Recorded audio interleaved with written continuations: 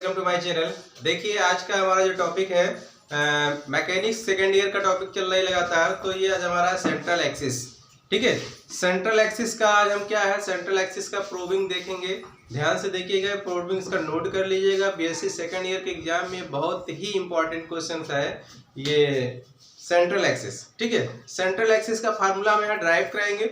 उसके बाद central axis के नेक्स्ट लेक्चर में आपके प्रॉब्लम्स भी सॉल्व कराएंगे, ठीक है। तो यहाँ पे इसका डेरिवेशन कई बार हर यूनिवर्सिटी के एग्जाम में आपका आया हुआ है बीएससी सेकेंड ईयर के। तो ध्यान से इसके फार्मूले को डेरिवेशन ध्यान से देखिए, है ना। तो देखिए हेडिंग आपको दिख रहा है, equation of the central axis. देखिए डेरिवेशन आपके एग्जाम में आता है तो इसको आप अच्छे समझते हुए और नोट कर लेंगे, और इसके बाद एक दो बार रिवाइज कर लेंगे तो अच्छे से ये तैयार हो जाएगा। कुछ है नहीं इसमें। देखिए तो equation of the central axis, central axis का इक्वेशन में प्रूव करना है। तो हमने मान लिया let the system of a force be equivalent to R G. R और जी कोई ऐसा दो वैल्यू वाले हैं जो कि इक्विवेलेंट है, where r is equal to r square is equal to x square plus y square plus z square, और capital G is equal to g square is equal to l square plus m square plus n square। देखिए capital X, capital Y, capital Z, L, capital M, capital N, ये जो है ये क्या है, एक डायनेम है, ठीक है। डायनेम क्या होता है, डायनेम हमारे नेक्स्ट लेक्चर में है, उसको भी आप सीन करेंगे। तो आपको मैकेनिक्स बहुत आसान होता है, बट ये स्टेप बाय स्टेप हर चीज को पढ़ना पड़ता है। हमारा सारे सीरीज लेक्चर बाय लेक्चर आप प्लेलिस्ट में जाएंगे तो सारे सीरियल वाइज मिलेंगे। तो आप स्टार्टिंग से पढ़ेंगे तो पूरा पूरा मैकेनिक्स अच्छे से समझ में जरूर आएगा। तो ध्यान से देखिएगा।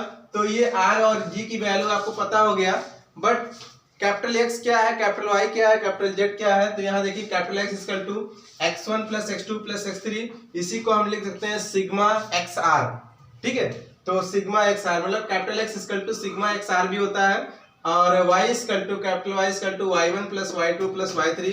तो ये हो जाएगा सिग्मा वाई आर, ठीक है। इसके बाद z equal to z1 plus z2 plus z3, ये हो गया z R, sigma z R, ठीक है। इसके बाद जो है इसके हम डायनेमिक्स एल एम एन की वैल्यू निकालते हैं। तो ध्यान दीजिए, देखिए एल एम और एन में जो रिलेशन है डायनेम एल और एम का, तो एल इक्वल टू देखिए sigma small Y R capital Z R minus small Z capital Y R, ठीक है। ये स्मॉल जेड है, दिखने में लग रहा है capital, small Z R Y capital R, है ना, Y capital Y small R. तो ये जो है L की वैल्यू है, L की वैल्यू के लिए देखिए L की वैल्यू में x नहीं रहेगा, y z है, z r रहेगा, x नहीं रहेगा, ठीक है भैया। अब इसके बाद देखिए M में क्या होगा, M में आपको रहेगा x और z रहेगा, z और x रहेगा, y नहीं रहेगा। तो ये आपको ऐसे स्मॉल z x कैपिटल r minus small x capital Z R, है ना भैया। उसके बाद capital N equal to capital N में क्या होगा, वाई और एक्स और वाई होगा, जेड नहीं होगा। तो यहाँ पे देखिए Z equal to sigma X R Y capital Y R minus small Y R capital X R, ठीक है। इसके बाद देखिए मान लिया let P alpha comma beta comma gamma, alpha comma beta comma gamma ये सेंट्रल एक्सिस के कोई पॉइंट्स हैं। यही अल्फा बीटा गामा की वैल्यू हम फाइंड करेंगे। इसके लिए लिखा गया है alpha comma beta comma gamma be a point on the central axis at P. Central axis पे कोई पॉइंट पी होगा जिसका vertex alpha comma beta comma gamma है। The value of the X comma Y comma Z remain unchanged and the value of L comma M comma N are change. जिसमें जो है alpha comma beta comma gamma central axis पर जो है x comma y comma z capital x comma capital y comma capital z की जो value होगी मतलब कि अनचेंज होगी, बट एल एम एन जो रिमेन डबल रिमेन फोर्स जो है एल एम एन है, ये जो है आपका चेंज होगा। तो इसके आगे ध्यान से देखते हैं, ध्यान से देखिए, देखिए to find the moment of about a line through P parallel to OX OY OZ। मतलब ये जो सेंट्रल एक्सिस से निकालना है OX OY OZ, OX OY Z क्या है, इससे मतलब आपका एक्सिस है x axis, y axis, z axis O, तो OX OY OZ we have to replace X R, इससे रिप्लेस करना था, रिप्लेस किया जाए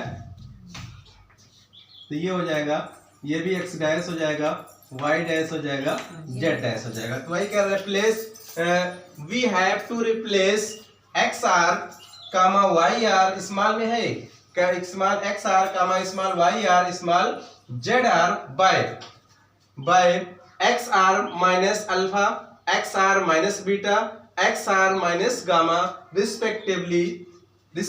ये आपका जो निकाला गया है डायरेक्शन कोसाइन निकाल दिया गया है। लेट L dash M dash N dash be the value of the L M N।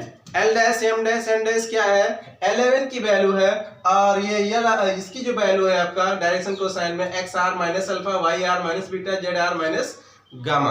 अब इसके बाद देखिए L dash M dash N dash की वैल्यू क्या है, वो यहाँ पे देखिए L dash equal to sigma curly bracket के अंदर small Y R minus beta capital Z R minus small R bracket में small R minus gamma bracket close capital Y R, ठीक है, स्मॉल आर। अब इसके बाद क्या है, अब इसको हम क्या करते हैं, मल्टीप्लाई कर लेते हैं, इसको इसमें से मल्टीप्लाई कर लेते हैं, इसको इसमें से मल्टीप्लाई, इसको इसमें किया गया तो वाई आर जेड आर लिखा गया, इसको इसमें मल्टीप्लाई किया गया minus Z R Y R लिख दिया गया, फिर इसको इसमें किया गया तो हमने यहाँ लिखा सिग्मा लगाते हुए, क्योंकि आर इसमें है, ठीक है, फिर ये सिग्मा लगाते हुए इसमें लिखेंगे जेड गामा, ये लिख दिया गया आगे, और वाई सिग्मा वाई आर हो गया, ठीक है भैया।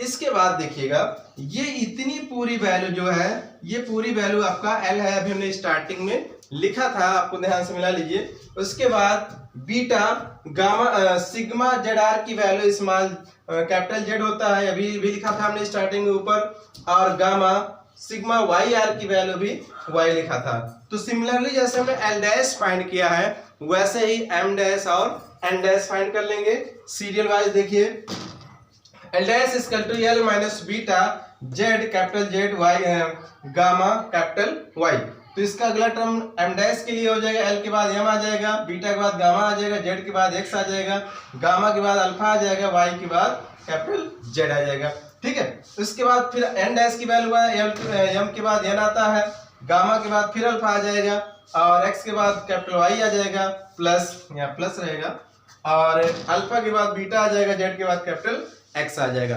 L dash M dash Z dash की वैल्यू फाइंड कर लिया गया।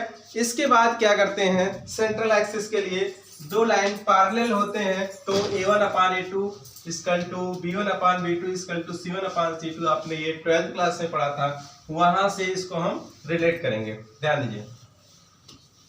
देखिए इसके आगे कह रहा है कि as the line of the axes of R and the axis of the couple are a coincident, so their direction cosine are the proportional, ठीक है। डायरेक्शन कोसाइन देखिए एल डैश अपान एक्स का equal to M dash upon Y equal to N dash upon N. देखिए दो line एक दूसरे के parallel होती है, दो लाइन एक दूसरे के पैरेलल होती है, इसका कंडीशन आपको बताया गया था। अगर direction cosine a1 a2 a1 b1 और c1 ये दे दिया है, और a2 b2 c2 ये दिया है, तो ये दोनों लाइन का डायरेक्शन कोसाइन अगर पैरेलल है तो ये कंडीशन होता है a1 upon a2 equal to b1 upon b2 equal to c1 upon c2। ये आप लोगों ने इंटरमीडिएट की क्लास में पढ़ा है वेक्टर के, ठीक है, 3D वेक्टर के 3D geometry of the vector में। तो वैसे ही सेम यहाँ पे हमने इसको यूज किया है। अब हमने यहाँ देखिए क्या कर लिया है, L dash Y dash Z dash L dash M dash N dash, और उसके बाद एक्स वाई जेड इन दोनों में direction cosine L dash upon X Y dash upon Y sorry M dash upon Y N dash upon Z, ठीक है। अब इसके बाद एल एम एन की जो वैल्यू हमने भी निकाला था वो वैल्यू लाके यहाँ पे पुट कर दिया। एल डैश की वैल्यू ये आपको निकाला गया था, एम डैश की वैल्यू ये निकाला गया था, और एन डैश की वैल्यू यहाँ पे पुट कर दिया, ठीक है। रियल में कहा जाए तो सेंट्रल एक्सिस का फार्मूला हमारा यही है, बट इसको जनरल फॉर्म में लिखने के लिए क्या कर रहे हैं, अल्फा बीटा गामा हमने माना था सेंट्रल पॉइंट, तो वो जब सेंट्रल पॉइंट को अल्फा बीटा गामा के स्थान पे हम एक्स वाई जेड पुट कर लेंगे, जो कि general equation of the central axis. तो देखिए इसको थोड़ा सा और सिंप्लीफाई करें, यहाँ पे लिख दिया गया और उसके बाद इसी को हम सिंपली करते हैं, लिख देते हैं this the equation of the central axis is obtained by generalization of the coordinate of P, hence the equation of the central axis. अब देखिए इसको जनरल फॉर्म में लिखते हैं, सेंट्रल एक्सिस का क्या हो जाएगा, इसी एक्स वाई जेड के स्थान पे जो है हम क्या कर देंगे, अल्फा बीटा के स्थान पे हम X Y Z, small X small Y small Z put कर देंगे। तो ध्यान दीजिएगा ये हो जाएगा यल माइनस ये बीटा के स्थान पे हो जाएगा स्मॉल वाई, और कैपिटल जेड है ये माइनस गामा, और ये कैपिटल वाई रहेगा, और हाँ ये प्लस है। इसके बाद upon X equal to M capital M minus small beta gamma, ये गामा आपको है तो ये गामा के स्थान पे हो जाएगा जेड, और ये हो जाएगा कैपिटल एक्स माइनस प्लस ये अल्फा के स्थान पे होगा स्मॉल एक्स, ये कैपिटल जेड हो जाएगा अपान वाई, राइट।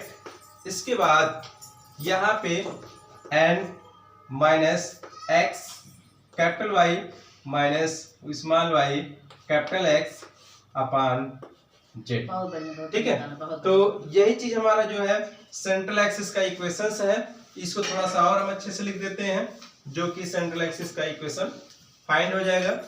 तो ये देखिए एल माइनस अगर हम कॉमन कर लेते हैं, इन दोनों में माइनस कॉमन कर लेते हैं, तो ये ब्रैकेट में हो जाएगा Y small Y capital Z minus gamma, gamma नहीं कह सकते हैं, अल्फा बीटा ये जेड रहेगा स्मॉल जेड, और एक कैपिटल वाई अपान पूरे के कैपिटल एक्स। ऐसे यहाँ पे हो जाएगा एम माइनस कॉमन कर लेंगे small Z capital X small X capital Z upon Y equal to N minus bracket में small X capital Y minus small Y capital X upon Z, ठीक है भैया। तो यही हमारा है सेंट्रल एक्सिस का इक्वेशन, बहुत इंपॉर्टेंट है आपके बेसिक क्लास के एग्जाम के लिए। तो इसको अच्छे से नोट कर लीजिएगा और तैयार कर लीजिएगा, आपके एग्जाम के लिए बहुत ही अच्छा होगा। अगले वीडियो में फिर मिलेंगे, अगले लेक्चर में, जो हमारा होगा सेंट्रल एक्सिस के प्रॉब्लम्स को सॉल्व कराने के लिए। तो आज के लिए इतना ही, नेक्स्ट डे फिर मिलते हैं। Thank you very much.